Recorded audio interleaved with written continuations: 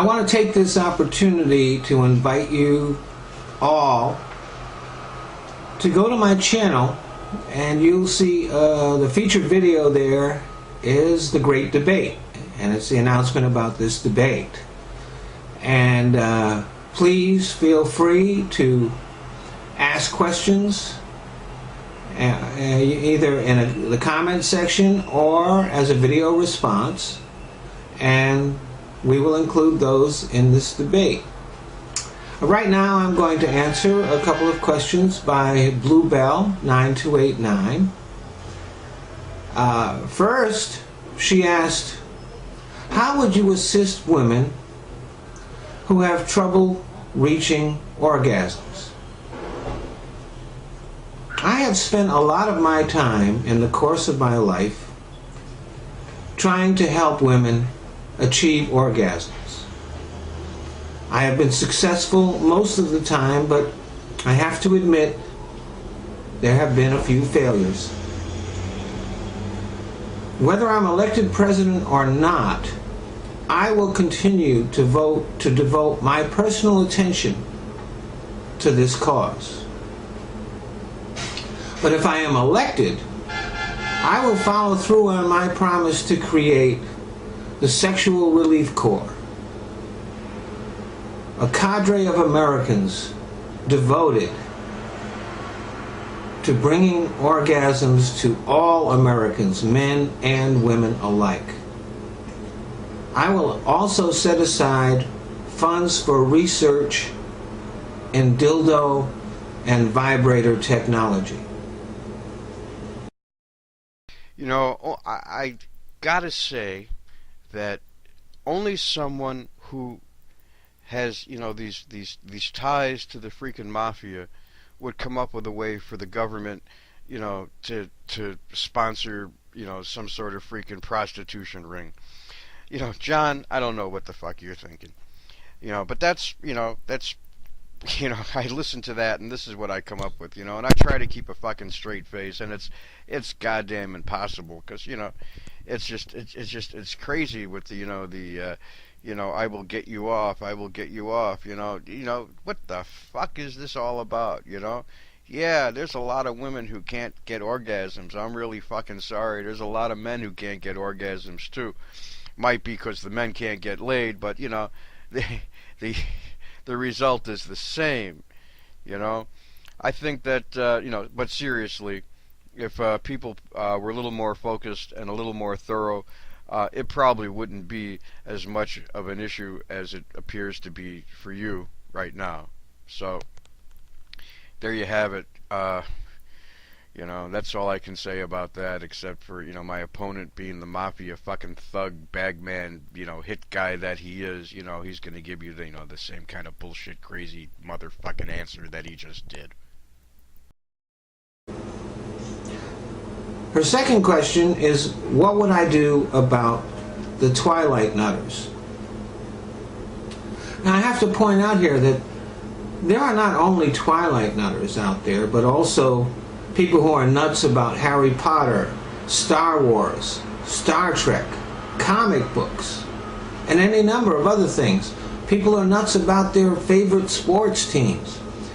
There are young girls who are nuts about Justin Bieber, and young boys who are nuts about Lady Gaga. Almost everybody is nuts about something.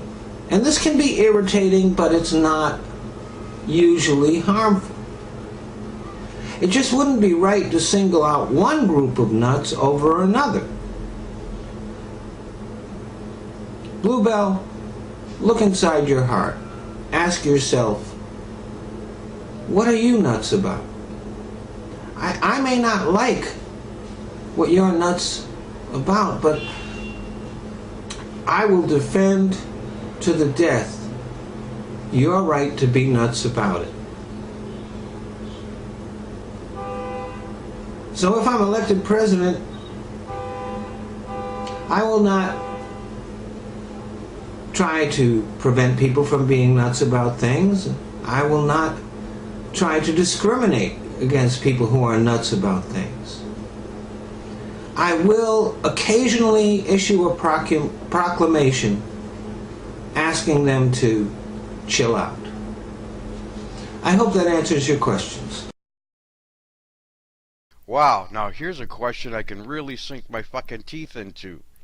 Yeah, I like people who are nuts about Twilight, I'm fucking nuts about Twilight. I gotta tell you, you know, you go through freaking life, and everything, one day is like worse than the next, and this shit happens and that shit happens, but there's always a peaceful fucking time at Twilight. It's my favorite time of day. Thank you for asking. Bluebell 9289 has asked the following question. How would you solve the disappearing socks problem? And Bluebell, I want to thank you and commend you for drawing attention to this problem with your video, Where's My Sock? This is a problem that plagues all Americans, rich and poor, young and old. It crosses all ethnic and racial lines, and no matter what religion you are. We have all known the frustration of sorting our laundry and finding the odd sock. So, I have consulted with renowned scientists from all over the world, and the source of the problem is this. As our washers and dryers spin, they create a small vortex, and very often a sock, or sometimes even underwear, falls into the vortex and crosses into the fourth dimension. If I am elected president, I will force Congress to pass legislation that will make our washers and dryers spin counterclockwise. This will reverse the vortex. Socks and underwear will no longer be sent to the fourth dimension. Instead, they will be drawn from the fourth dimension into our universe. When you finish your laundry, instead of having one less sock, you'll have an extra one. But we have to be careful. This legislation could be derailed by lobbyists from the fourth dimension. So, I pledge right here in this debate to not accept any donations from the fourth dimension, and I hope Exile Guy will do the same.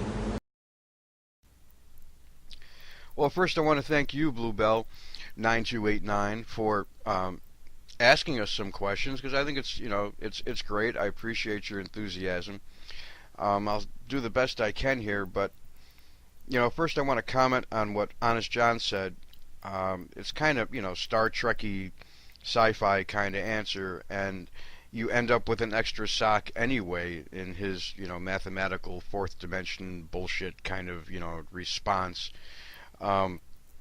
Which to me doesn't seem to make much sense unless you do a lot of laundry often and then you accumulate socks, and hopefully you get matched pairs.